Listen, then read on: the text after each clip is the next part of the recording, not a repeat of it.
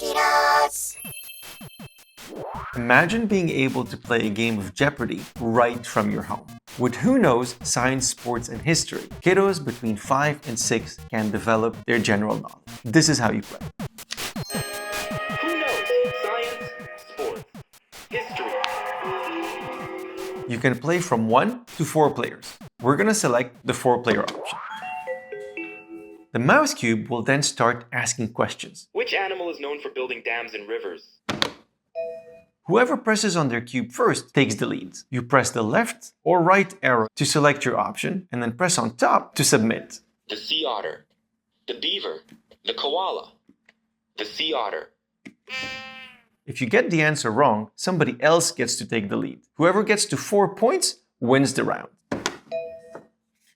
The sea otter, the beaver. And every question is followed by a fun fact. Beavers are nature's engineers. They build dams and rivers to create their own ponds, which they use as a safe home. Their dams are so strong that they can even slow down floods. The game contains more than 60 questions and fun facts that have been meticulously crafted. And it's a fun family activity that can be played collaboratively or competitively.